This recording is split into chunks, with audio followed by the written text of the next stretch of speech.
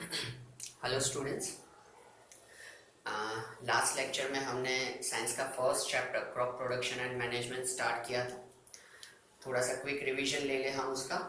हमने देखा था सबसे पहले एग्रीकल्चर, तो जिसमें हमने देखा था कि growing the plants and rearing the animals for food fibre and other useful product is known as agriculture. ठीक है, वो हमारा एग्रीकल्चर है कि जिसमें क्या क्या इंक्लूड होता है, growing plants, same kind of हम प्लांट्स ग्रो करते हैं लार्ज स्केल पे, और रेयरिंग ऑफ एनिमल्स यानी कि एनिमल्स का पालन पोषण करना। ठीक है, जो अलग अलग एक्टिविटीज एनिमल के रिगार्डिंग साथ में चलती है वो।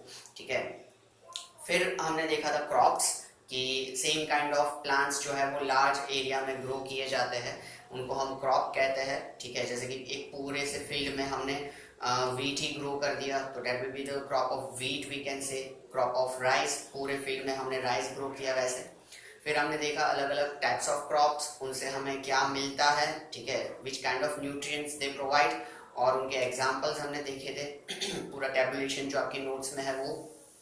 फिर हमने सीजन के बेसिस पे टाइप्स देखे थे। खरीफ क्रॉप जो कि रेनी सीजन में ग्रो किए जाते हैं, ठीक है, और रबी क्रॉप्स जो कि विंटर सीजन में ग्रो किए जाते हैं, उनके एग्जांपल्स वगैरह। फिर हमने देखा एग्रीकल्चर प्रैक्टिसेस, यानी कि फार्मर जो अलग अलग स्टेप्स परफॉर्म करता है, ठीक है, that will be known as agriculture practices. उसके स्टेप्स हमने देखे थे। प्रिपरेशन ऑफ सॉइल है, ठीक है, फिर selection of seeds and seed sowing, ये सेकेंड स्टेप था। फिर third step adding manure and fertiliser. फिर फोर्थ स्टेप था इरिगेशन। फिर प्रोटेक्ट क्रॉप फ्रॉम क्या बोलते हैं, वीड्स एंड पेस्ट। फिर हमने हार्वेस्टिंग देखा था और स्टोरेज, ये सारे उसके स्टेप्स थे। ठीक है, जो कि आज हम डीपली स्टडी करने वाले हैं। और हमने देखे थे एग्रीकल्चर इम्प्लीमेंट्स, यानी कि फार्मर को ये सारे स्टेप्स, ये सारी फार्मिंग एक्टिविटी करने के लिए अलग अलग टूल्स की जरूरत पड़ती है। ठीक है, और इन टूल्स को, ठीक है, साधन सामग्री हम कह सकते हैं, तो इन टूल्स को क्या कहा जाता है, एग्रीकल्चर इम्प्लीमेंट कहा जाता है। ठीक है, अब आज के लेक्चर में हम जो हमारे एग्रीकल्चर प्रैक्टिसेस के स्टेप्स थे उनको डीपली स्टडी करना शुरू करेंगे। ठीक है, तो जिसमें से हमारा फर्स्ट स्टेप था प्रिपरेशन ऑफ सॉइल। ठीक है, तो प्रिपरेशन ऑफ सॉइल जो है it is distributed in two different task. One is ploughing,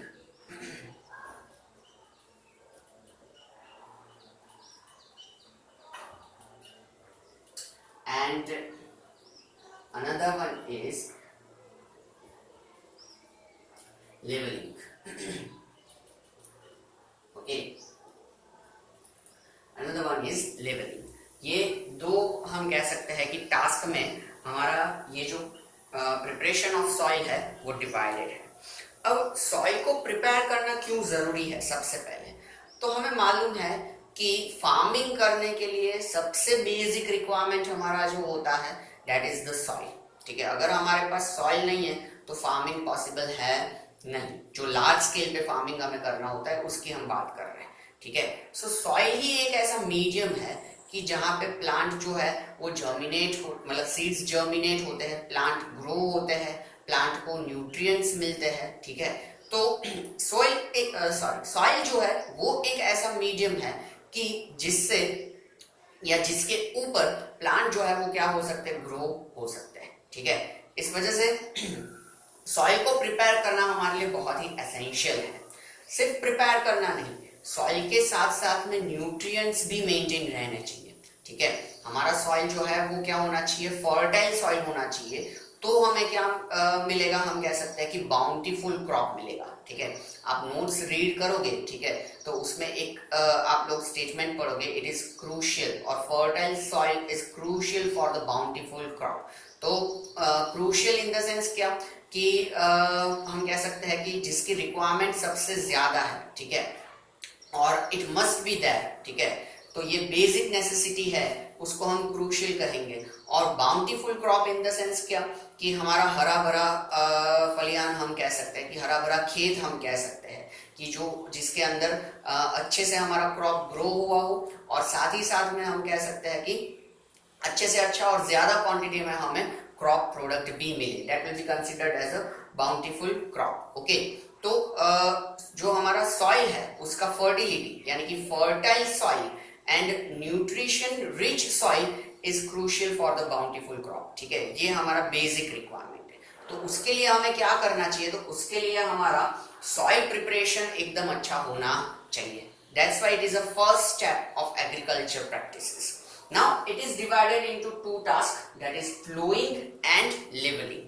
ठीक है, plowing क्या है, तो it is a process of making soil loosening and turning is known as plowing। ठीक है, the process of loosening and turning soil is known as plowing। ठीक है, तो इसको टीलिंग भी कहा जाता है। अब हिंदी में कहूं तो प्लोइंग इन द सेंस खेत जोतना। ठीक है, और गुजराती में कहूं तो खेतर खेड़ू, that is known as ploughing. ठीक है, अब इसके लिए कौन सा एग्रीकल्चर इंप्लीमेंट यूज होता है, यानी कि कौन सा टूल यूज होता है, that tool is known as plough. उसे क्या कहते हैं, प्लो, PLOUGH, प्लो, यानी कि जिसको हम हिंदी में हल कहते हैं और गुजराती में हल, वही चीज होता है। ठीक है, तो हल आप लोगों ने देखा है कि किस तरीके से लगाया जाता है, तो कई फार्मर्स जो होते हैं वो बुलॉक के पीछे लगाते हैं उसको, और कई फार्मर्स जो है वो ट्रैक्टर के पीछे लगाते हैं। उसका स्ट्रक्चर आप लोगों ने देखा हुआ है कि बड़ा सा रॉड होता है, ठीक है, और नीचे ऐसे हुक जैसा अरेंजमेंट होता है। ठीक है, और ट्रैक्टर के पीछे वो ऐसे हुक्स जो होते हैं वो ज्यादा होते हैं, और उसके 2 रो भी हो सकती है। ठीक है, आगे पीछे वैसे उस तरीके से अरेंज किए हुए होते हैं। ठीक है, तो ये जो प्लोइंग टास्क है वो सॉइल का क्या करता है, लूजनिंग करता है, यानी कि उसको सॉफ्ट बनाता है, और उसका क्या करता है, टर्निंग करता है। ठीक, यानी कि उसको ऊपर नीचे करता है। अब ये जो प्लो होते हैं, ठीक है, वो 2 अलग अलग मटेरियल के बनाए जाते हैं, वुड के और आयरन के, और वुड आयरन मिक्स भी बनाए जाते हैं। जनरली बुलॉक के पीछे अगर हमें टाई करके टो करके अगर हमें प्लोइंग करना है, तो उसमें क्या यूज होता है, वुडन प्लोज यूज होते हैं, क्योंकि ब्लॉक जो होगा वो आयरन प्लो को क्या अच्छे से पुल नहीं कर पाएगा। ठीक है, इसलिए लाइट वेटेड हम क्या करते हैं, यहाँ पे वुडन प्लो यूज करते हैं। ठीक है, और अगर ट्रैक्टर के पीछे, तो ट्रैक्टर तो एक मशीन है, तो वो कोई सा भी वेट क्या कर सकता है, अच्छे से पुल कर सकता है, तो उसके लिए हम क्या यूज करते हैं, आयरन प्लो यूज करते हैं। ठीक है, ये 2 मटेरियल के ये प्लो जो है वो बने हुए होते हैं। ठीक है, अब प्लो आप लोगों ने देखे हुए हैं कि इस तरीके के हुक्स होते हैं जो कि फील्ड के ऊपर घुमाए जाते हैं। ठीक है, कि इससे क्या होगा कि हमारा सॉइल लूज यानी कि सॉफ्ट बनेगा, और क्या होगा, इसका टर्निंग होगा। टर्निंग इन द सेंस नीचे का सॉइल ऊपर और ऊपर का सॉइल नीचे, इस तरीके से सॉइल का क्या होता जाएगा, टर्निंग होता जाएगा। ठीक है, अब इसके क्या क्या फायदे हैं। ठीक है, अगर ये कर रहे हैं तो इसके कुछ बेनिफिट्स तो होने चाहिए। तो let's see advantages. Okay, advantages of ploughing we can say, तो एक वो एरेशन प्रोवाइड करता है, फिर प्रॉपर ड्रेनेज प्रोवाइड करता है, फिर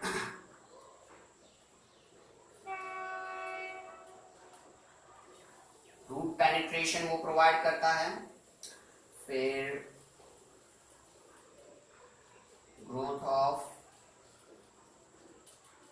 अर्थवॉर्म्स एंड माइक्रोब्स वो क्रिएट करता है,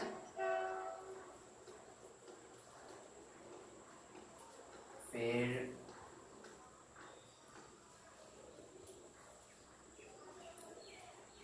न्यूट्रिएंट्स को रिसाइकल करने में वो हेल्प करता है, फिर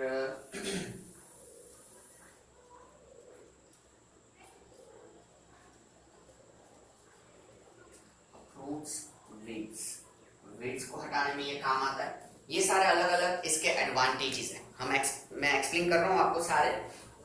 सबसे पहले ये लूजनिंग जो सॉइल को सॉफ्ट बनाता है, उसके क्या क्या बेनिफिट्स हैं। कि वो एक तो सॉइल को एरेशन और ड्रेनेज, प्रॉपर ड्रेनेज प्रोवाइड करते हैं। एरेशन इन द सेंस क्या कि हमारे घर पे जैसे हम हमेशा क्या करते हैं, एरेशन मेंटेन रहे उसके लिए हम वेंटिलेटर्स रखते हैं, ठीक है, जो विंडोज है, ठीक है, या किचन का ऊपर का वेंटिलेटर है, वॉशरूम वगैरह में हमारे वेंटिलेटर्स होते हैं, ठीक है। तो ये वेंटिलेटर क्या करते हैं, एरेशन प्रोवाइड करते हैं। वैसे ही just a minute, let this disturbance गो।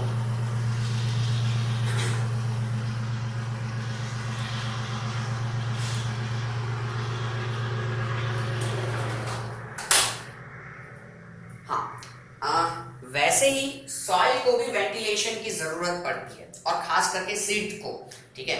जब हम सीड इम्प्लांट करते हैं सॉइल के अंदर, तो उसको एरेशन चाहिए होता है, ठीक है, ऑक्सीजन चाहिए होता है, तब जाके वो क्या कर सकता है, जर्मिनेशन कर सकता है, या सीड का जर्मिनेशन हो पाता है, ठीक है। तो इसलिए जब हम प्लोइंग करते हैं तो सॉइल को अच्छे से अच्छा एरेशन मिलता है। अब कैसे, तो आपको मालूम है कि लास्ट स्टेप होता है हमारा एग्रीकल्चर प्रैक्टिसेस के हार्वेस्टिंग एंड स्टोरेज, ठीक है। तो एक बार कोई एक क्रॉपिंग खत्म हो गया, उसने सारी चीजें क्रॉप प्रोडक्ट ले ली, बाद में वो क्या करेगा, उसका स्टोरेज प्रोसेस करेगा, उसको बेचने के लिए जाएगा फार्मर जो है, और वो सब टास्क करेगा, उसमें काफी समय चला जाएगा। तो काफी टाइम से उसने लैंड को कोई प्रोसेस किया हुआ नहीं है, एज इट इज छोड़ के रखा हुआ है, ठीक है। तो इस वजह से क्या होगा कि लैंड ऊपर से एकदम पूरा ड्राई हो जाएगा, ठीक है, उसमें बड़े बड़े क्रम्बल्स बन जाएंगे, एकदम ड्राई लैंड होगा, ठीक है, जरा भी मॉइस्चर उसके अंदर अवेलेबल होगा नहीं। तो प्लोइंग हम करेंगे तब क्या होगा कि ऊपर का सॉइल नीचे, नीचे का सॉइल ऊपर, टर्निंग होगा, उसके साथ साथ में सॉइल जो होगा वो सॉफ्ट हो जाएगा, और जिसकी वजह से उसका एरेशन एंड ड्रेनेज क्या हो जाएगा, इंक्रीज हो जाएगा, ठीक है।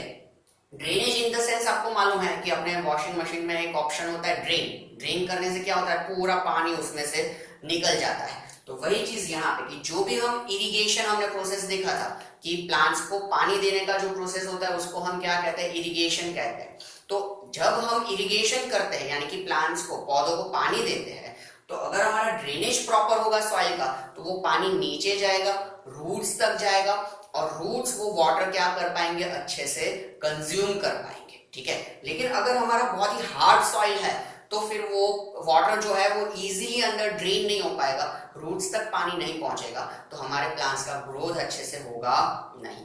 तो इसलिए ये लूजनिंग टर्निंग यानी कि हमारा फ्लोइंग जो है वो इंपॉर्टेंट है, और ये हमें ये दो बहुत ही एसेंशियल चीजें प्रोवाइड करता है।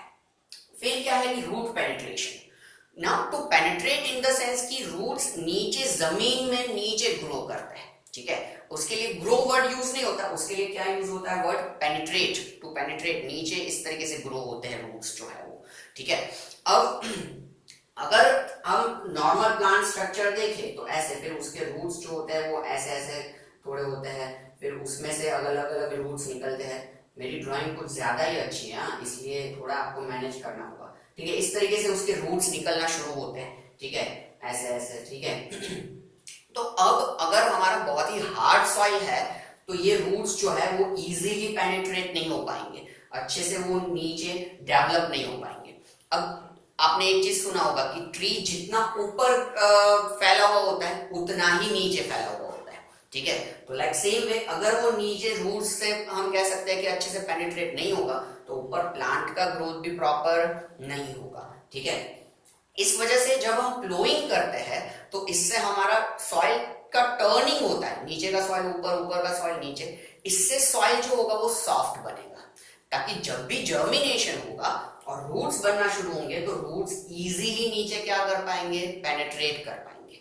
प्लस ड्रेनेज हमारा प्रॉपर होगा, इसलिए पानी नीचे तक जाएगा तो वो और सॉइल को सॉफ्ट बनाएगा, कि जिससे रूट्स जो है वो पानी की तलाश में भी नीचे नीचे नीचे पेनिट्रेट होते जाएंगे, ठीक है। तो प्लोइंग जो है वो एक अच्छा रूट पेनिट्रेशन भी क्या करता है, प्रोवाइड करता है, ठीक है। Then growth of earthworms and microbes, ठीक है। सिर्फ इन सब चीजों से हमारा काम नहीं बनता, ठीक है। कुछ हमें बायोलॉजिकल प्रोडक्ट्स भी चाहिए हमारी सॉइल की फर्टिलिटी इंक्रीज करने के लिए, तो वो हमारे प्रोडक्ट्स हैं यानी कि earthworms and microbes. These are the living organism which are essential for the fertility of the soil. Okay, तो अर्थवॉर्म्स हमें पता है कि अपने आप नीचे ऊपर कीड़े जैसे होते हैं, वो सॉइल को क्या करेंगे, सॉफ्ट बनाएंगे, साथ में उसकी फर्टिलिटी इंक्रीज करेंगे। माइक्रोब्स भी होंगे, वो कुछ एसेंशियल न्यूट्रिएंट्स जो है उनको एनवायरनमेंट में से क्या करेंगे, सॉइल के अंदर फिक्स करने में हेल्प करेंगे। आगे हम देखेंगे कि कुछ प्लांट्स जो होते हैं उनके रूट्स में राइजोबियम बैक्टीरिया होते हैं। ये राइजोबियम बैक्टीरिया यानी कि माइक्रोब्स, ठीक है, छोटे छोटे ऑर्गेनिज्म, देख भी ना पाए वैसे, ठीक है। तो ये माइक्रोब्स क्या करते हैं, राइजोबियम बैक्टीरिया क्या करते हैं, एनवायरमेंटल जो नाइट्रोजन होता है उसको सॉइल के अंदर फिक्स करने में हेल्प करते हैं, ठीक है। तो इस तरीके के माइक्रोब्स जो होंगे वो काफी सारे न्यूट्रिएंट्स जो है वो सॉइल के अंदर इंक्रीज करेंगे और सॉइल का फर्टिलिटी क्या करेंगे, बढ़ाएंगे, ठीक है। इससे हमारा सॉइल जो होगा वो न्यूट्रिशन रिच सॉइल बनेगा, ताकि हमारा जब क्रॉप प्रोडक्शन हो, ठीक है, या क्रॉप जनरेशन होगा तो वो कैसा होगा, एकदम बाउंटीफुल क्रॉप होगा, अच्छे से उसका ग्रोथ होगा, हरा भरा हमारा खेत होगा, ठीक है। तो ये हम कह सकते हैं कि जब हम सॉइल का प्लोइंग करते हैं तो सॉइल का मॉइस्चर जब बढ़ता है तब उसके अंदर अर्थवॉर्म और माइक्रोब्स का ग्रोथ होता है। अगर प्लोइंग नहीं किया तो ऊपर का एकदम ड्राई सॉइल है, तो ड्राई सॉइल के अंदर माइक्रोब्स, अर्थवॉर्म्स ये सारे सर्वाइव नहीं कर सकते, ठीक है। इसी वजह से क्या किया करना पड़ता है, प्लोइंग करना पड़ता है, ताकि अंदर का मॉइस्चर बढ़े, नीचे का जो मॉइस्चरस सॉइल है वो ऊपर आए, ठीक है। फिर रिसाइकलिंग न्यूट्रिएंट्स, ठीक है।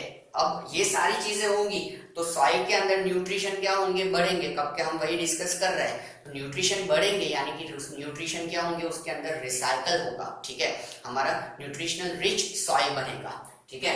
देन रिमूव और अप्रूव्स द वीड्स, ठीक है। जैसे हमने कल डिस्कस किया था कि जैसे सिर्फ थोड़ी सी बारिश होती है तो काफी सारा घास फूस वगैरह निकल आता है, तो हमने फील्ड को भी अगर काफी समय से यूज नहीं किया है तो उसमें भी काफी सारे वीड्स, घास फूस, पिछले टाइम के क्रॉपिंग के ड्राई घास फूस वगैरह भी पड़ा हो सकता है फील्ड के अंदर, हम कह सकते हैं कि होता, ठीक है। तो उनको अपरूट करना, निकाल देना बहुत जरूरी होता है। तो जब प्लोइंग होता है तो वो सारे वीड्स वगैरह क्या हो जाते हैं, अपरूट हो जाते हैं, ठीक है। तो ये जो है वो सारे क्या है, इसके एडवांटेज है।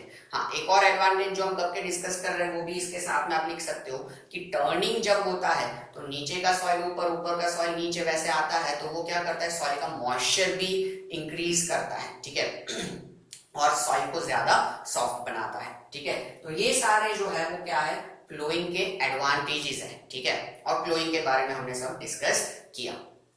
दूसरा पार्ट प्रिपरेशन ऑफ सॉइल का है लेवलिंग। प्लोइंग के बाद लेवलिंग भी उतना ही इंपॉर्टेंट है, ठीक है। लेवलिंग किस तरीके से किया जाता है या किस इंप्लीमेंट से किया जाता है, तो उसके लिए जो इंप्लीमेंट यूज होता है वो है लेवलर, ठीक है। एक बड़ा सा वुडन लॉग होता है, ठीक है, ऑलमोस्ट ऐसा पर नीचे से थोड़ा फ्लैट होता है, वुडन लॉग, ठीक है, बड़ा सा लकड़ा, ठीक है, काफी यूज होता है, ठीक है। उसको जैसे बुलॉक के पीछे प्लो टाइप किया जाता है, उसी तरीके से क्या किया जाता है, ये लेवलर भी लगाया जाता है, ट्रैक्टर के पीछे भी लगाया जा सकता है, और उससे पूरे फील्ड में क्या किया जाता है, घुमाया जाता है। वो काफी हैवी होता है, ठीक है। तो इससे क्या क्या हमारे फायदे होते हैं, तो एक तो होता है कि it we can say that break the crumbs, ठीक है। फिर prevents the top fertile soil, and it prevents the moisture of soil, ठीक है। ये लेवलिंग क्या करता है, एक तो हमने ये जो क्रम्स होते हैं उसको ब्रेक करता है। क्रम्स इन द सेंस क्या, कि हमने काफी टाइम से फील्ड को यूज नहीं किया है, तो उसके अंदर क्या बन गए होंगे, मिट्टी के ढेर बन गए होंगे। सूखी मिट्टी होती तो मिट्टी के ढेर बन जाते हैं, उसको अगर आप टच करोगे और ऐसे प्रेस करोगे ना तो वो क्या हो जाएंगे, टूट जाएंगे और छोटे छोटे हम कह सकते हैं कि सैंड पार्टिकल्स में कन्वर्ट हो जाएंगे, ठीक है। पर अब इतना बड़ा सा फील्ड है, वो हर एक को तो हम हाथ से करने जा नहीं सकते, इसलिए क्या किया जाता है, लेवलिंग किया जाता है। वो इतना वजनदार वुडन लॉग होता है, हैवी वुडन लॉग, कि वो घुमाया जाएगा तो उससे ये क्रम्स सारे क्या हो जाएंगे, टूट जाएंगे, मिट्टी के ढेर जो होंगे वो सारे टूट जाएंगे और वो सॉइल में कन्वर्ट हो जाएंगे, ठीक है। तो ये एक सबसे बड़ा बेनिफिट है उसका, कि बाद में जब वो सॉइल में कन्वर्ट हो जाएगा तो जब प्लांट हमारा जर्मिनेट होकर निकलेगा तो उसको वो सपोर्ट प्रोवाइड करेगा। अगर क्रम्स होंगे ना तो क्रम्स तो हिलते डुलते रह जाएंगे, वो प्लांट का वजन झेल नहीं पाएंगे, ठीक है, इस वजह से प्लांट हमारे सारे गिर जाएंगे। लेकिन अगर हमने ये क्रम्स जो है उनको ब्रेक करके सॉइल में कन्वर्ट करके रखा है, तो सॉइल क्या करेगा, प्लांट को पकड़ के रखेगा और प्लांट को ग्रो होने में हेल्प करेगा। तो इसलिए ये क्रम्स ब्रेक करना यानी कि लेवलिंग करना हमारे लिए इंपॉर्टेंट है और ये उसका बेनिफिट है। फिर prevents the top fertile soil. जब हमने प्लोइंग किया है तो प्लोइंग में होता है टर्निंग, टर्निंग में नीचे का सॉइल ऊपर, ऊपर का सॉइल नीचे, इस तरह का प्रोसेस होता है। तो जब नीचे का सॉइल ऊपर आ जाता है तब क्या हो जाता है, उसमें हम कह सकते हैं कि न्यूट्रिशंस ज्यादा होते हैं। नीचे का सॉइल ऊपर आएगा तो वो उसमें न्यूट्रिशन ज्यादा होंगे कंपैरेटिवली, ठीक है। तो अब वो हमारे लिए ज्यादा फर्टाइल सॉइल हुआ। और ये लेवलिंग क्या करेगा, it prevents top fertile soil, कि वो अच्छे से दबा के रखेगा। हैवी वेटेड वुडन लॉग है तो वो फील्ड में उसको दबा के रखेगा, ठीक है, ताकि जब भी हैवी विंड वगैरह चल रहा है तो उसमें हमारा ये फर्टाइल सॉइल जो है वो उड़ ना जाए, ठीक है, सॉइल पार्टिकल्स है वो वहीं पे जमे रहे फील्ड के अंदर, ठीक है। तो इसके लिए खास लेवलिंग किया जाता है। और जब मिट्टी हमारा, सॉइल हमारा जमा हुआ रहेगा तो ऑफ कोर्स उसके साथ में क्या होगा, मॉइस्चर भी सॉइल के अंदर जमा हुआ रहेगा। और मॉइस्चर मैंने जैसे यहाँ पे कहा कि सीड के जर्मिनेशन के लिए मॉइस्चर बहुत ही जरूरी है, ठीक है। मॉइस्चर और वाटर में बहुत फर्क है, ठीक है। सीड के जर्मिनेशन तक उसके अंदर क्या होना चाहिए, मॉइस्चर होना चाहिए। अगर बहुत ज्यादा पानी डाल दिया ना तो भी सीड के अंदर फंगस डेवलप हो जाता है और सीड जर्मिनेट नहीं होता। इसलिए क्या किया जाता है कि जब सीड्स ग्रो किए जाते हैं तब जनरली या तो पानी नहीं डाला जाता, या बहुत ड्राई सॉइल है तो बहुत ही कम प्रपोर्शन में पानी डाला जाता है, ताकि सीड को जर्मिनेशन के लिए सिर्फ मॉइस्चर मिले उतना ही, ठीक है, उससे ज्यादा पानी नहीं डाला जाता, ठीक है। तो ये जो था वो प्रिपरेशन ऑफ सॉइल था, फ्लोइंग, लेवलिंग और उसके एडवांटेजेस, ठीक है। तो ये आप पूरा लिख दो। ये यहाँ पे जो मैंने लिखा है ना, ये सारी चीजें आपकी कीवर्ड्स है, ठीक है। ये क्विक रिवीजन में आपको काम में आएगी, इसलिए आप लोग नोटबुक के अंदर लिख दो, ठीक है।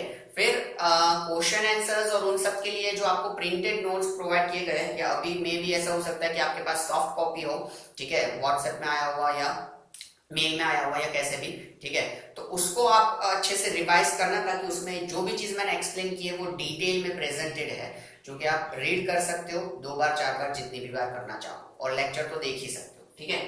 तो ये आप पहले लिख लो फिर हम देखें।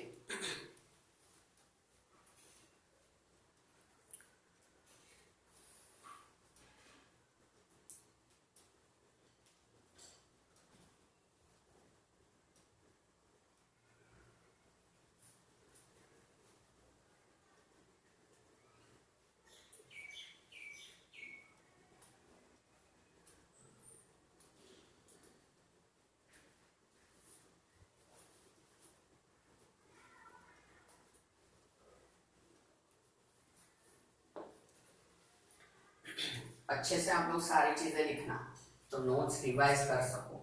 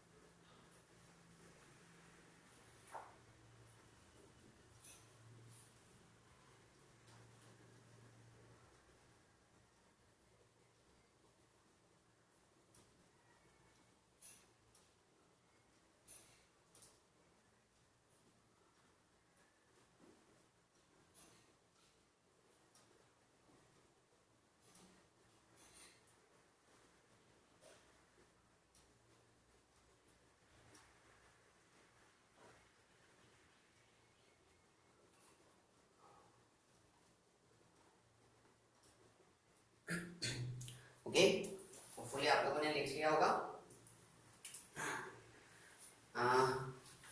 इसके बाद आपका नेक्स्ट स्टेप आता है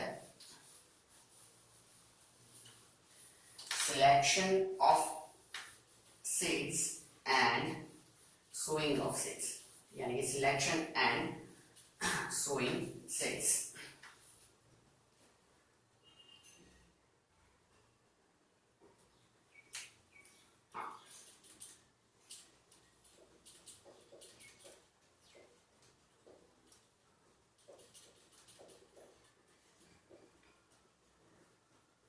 ओके, ये हमारा नेक्स्ट प्रोसेस है। अब इसमें दो टास्क है, एक तो सिलेक्शन ऑफ सीड्स और दूसरा है सोइंग ऑफ सीड्स। अब सिलेक्शन में क्या होता है, तो सीड्स सिलेक्ट करना बहुत ही इंपॉर्टेंट है और उसके लिए कुछ फैक्टर्स हैं। सबसे पहला फैक्टर कि आप कौन सा ब्रीड ग्रो करना चाहते हो, उस ब्रीड के आपको क्या करने चाहिए, सीड्स ग्रो करने चाहिए। जैसे कि अभी आपका वीट का सीजन होगा, घर पे आपके वीट आए होंगे, ठीक है, मे बी, तो आप लोगों ने देखा होगा कि मम्मी पापा डिस्कस कर रहे हैं या घर के अलग अलग मेंबर्स डिस्कस कर रहे हैं कि कौन से टाइप के हमें वीट यानी कि गेहूं लाने हैं, ठीक है। अलग अलग टाइप के अलग अलग ब्रीड के गेहूं अवेलेबल होते हैं मार्केट में, ठीक है। सबका शेप थोड़ा बहुत अलग होता है या टेस्ट थोड़ा बहुत अलग होता है, कुछ प्रॉपर्टीज उनकी अलग होती है, ठीक है। तो हमें कौन सा ब्रीड ग्रो करना है, वो ब्रीड हम क्या करेंगे, सिलेक्ट करेंगे, ठीक है। दूसरी चीज है कि सीड सिलेक्शन का दूसरा बहुत ही इंपॉर्टेंट चीज है कि सीड जो है वो बहुत ही अच्छी क्वालिटी का होना चाहिए, क्योंकि अगर सीड खराब क्वालिटी का है तो या तो उसका जर्मिनेशन ही नहीं होगा, या हमारा क्रॉप प्रॉपर नहीं आएगा, प्रॉपरली ग्रो नहीं होगा, या क्रॉप प्रोडक्ट भी हमारा अच्छा नहीं आएगा। तो अल्टीमेटली किसी भी लेवल पे या किसी भी स्टेज में आपका क्रॉप फेलियर जनरेट हो सकता है, या आपको बाउंटीफुल क्रॉप ना मिले, या आपको अच्छा क्रॉप प्रोडक्ट ना मिले, ठीक है। तो अल्टीमेटली वो क्या होगा, फार्मर का तो लॉस ही जनरेट होगा। इसलिए ऐसा कुछ ना हो, उसके लिए फार्मर को क्या करना चाहिए, पहले से अच्छे से प्रॉपरली सीड का सिलेक्शन करना चाहिए, ठीक है।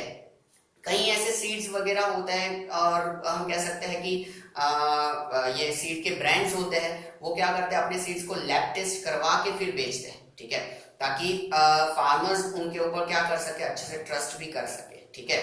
तो ये सीड्स जो है उसका सिलेक्शन बहुत ही एसेंशियल टास्क होता है एग्रीकल्चर प्रैक्टिसेस में, ठीक है। साथ में कई बार ऐसा होता है कि सीड्स को चेक करने के फार्मर्स के पास अपने अपने तरीके भी होते हैं। फॉर एग्जाम्पल जैसे वीट सीड्स है, उनको चेक करना हो तो फार्मर्स क्या कर सकते हैं, बकेट ले सकते हैं, ठीक है, पानी भर के, और उसके अंदर वीट के सीड्स डाल दें। अब जो सीड्स उसमें सिंक हो गए, नीचे बैठ गए, ठीक है, वो सारे अच्छी क्वालिटी के सीड्स है। जो सीड्स ऊपर फ्लोट कर रहे हैं वो अच्छी क्वालिटी के सीड्स नहीं है, ठीक है। तो इस तरीके से पता लग सकता है कि अगर काफी ज्यादा सीड्स फ्लोट ही कर रहे हैं तो इसका मतलब कि ये ग्रो करने लायक हमारा स्टॉक नहीं है, तो उसे हमें क्या करना चाहिए, चेंज करना चाहिए। तो ऐसे काफी सारे कुछ देसी नुस्खे हम कह सकते हैं जो कि फार्मर के पास होते हैं, जो कि वो अप्लाई करते हैं, ठीक है। उसके अलावा भी सीड सिलेक्शन के अलग अलग तरीके हैं, ठीक है। ये लैब टेस्ट वगैरह जो होते हैं वो भी किया जा सकता है और अच्छा सीड उनको मिल सकता है, ठीक है। तो that is the seed selection process.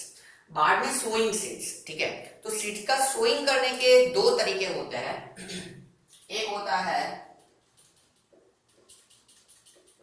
Broadcasting, ठीक है, और दूसरा होता है using seed drill. Seed drill एक तरीके का हमारा हम कह सकते हैं कि मल्टीटास्किंग मशीन हो जाएगा, ठीक है। एक ही मिनट, विंडो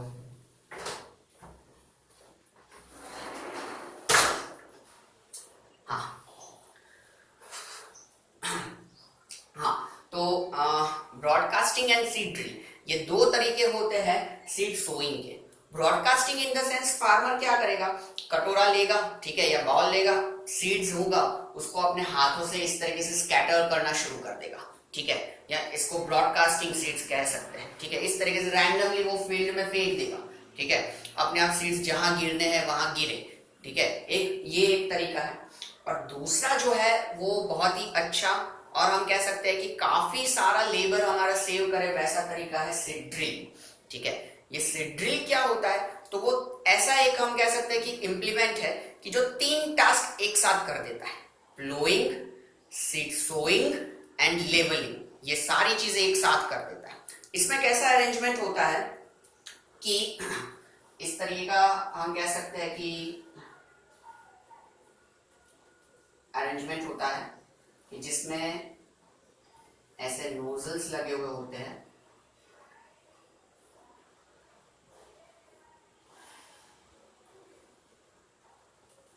और ये सारे नोजल्स जो है वो ऊपर फनेल से कनेक्टेड होता है।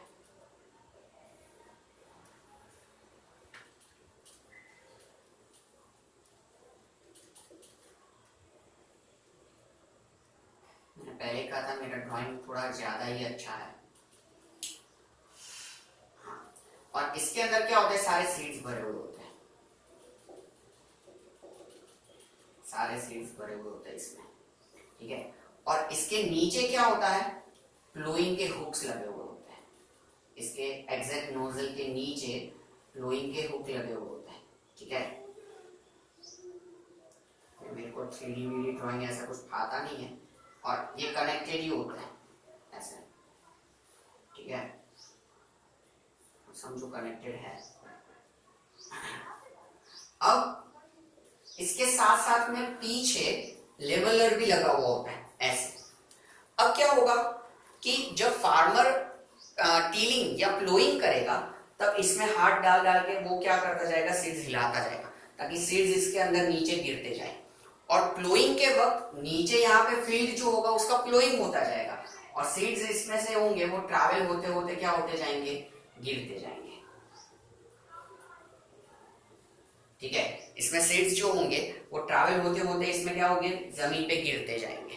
और पीछे लेवलर भी होगा, वो उसको क्या करता जाएगा, कवर भी करता जाएगा या लेवलिंग करता जाएगा। तो एक ही बार फील्ड में घूमने से 3 काम हो जाएंगे, क्या, प्लोइंग हो जाएगा, सीड सोइंग भी हो जाएगा और लेवलिंग भी हो जाएगा। अगर हम इमेजिन करें तो ये तीनों टास्क के लिए पूरे फील्ड में उसको 3 बार घूमना हो सकता है।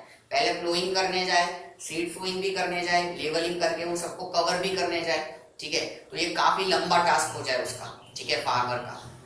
इसकी वजह पे ये सीड ड्रिल वाला कंसेप्ट यूज करें, ठीक है। ये ट्रैक्टर के लिए, ये ब्लॉक के लिए, और सीड ड्रिल का एक पूरा मशीन आता है उसके लिए भी ये अवेलेबल होता है, ठीक है, सीड ड्रिल करके मशीन होता है। तो ये कंसेप्ट अगर वो यूज करता है तो काफी सारा लेबर वर्क उसका क्या हो जाएगा, फार्मर का कम हो जाएगा, ठीक है। तो उस तरीके से ये देखने जाए तो क्या है, काफी बेनिफिशियल है, ठीक है। तो ये 2 तरीके हुए सीड सोइंग के। अब इसके साथ साथ में एक और चीज हमें देखनी है जो कि आपके नोट्स में, आप प्रिंटेड नोट्स में भी देख सकते हो, ठीक है। प्लो का एक इमेज दिया हुआ है और साथ में आपके नोट्स में इसके नेक्स्ट टॉपिक है, that is precaution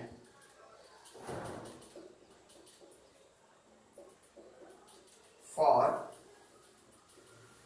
sowing seeds, ठीक है। सीड सोइंग के लिए क्या क्या प्रिकॉशंस रखे जाने चाहिए, ठीक है, वो भी इंपॉर्टेंट है। और वो सीड ड्रिल बहुत अच्छे से ये प्रिकॉशंस मेंटेन करता है। क्या क्या है, तो पहला प्रिकॉशन है राइट डेप्थ, दूसरा प्रिकॉशन है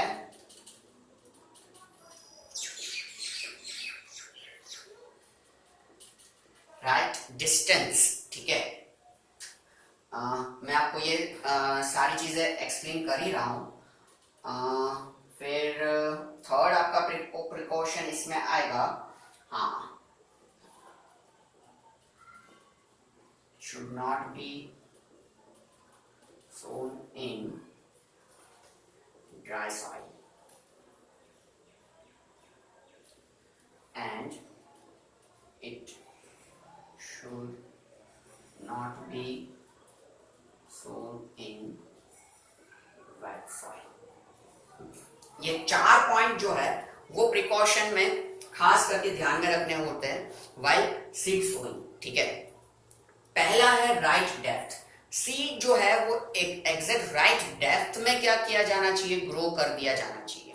तो इसके पीछे वजह क्या है कि अगर सीड्स ऊपर, जमीन के ऊपर ही रह गए तो बर्ड्स आके उसको खा जाएंगे, ठीक है।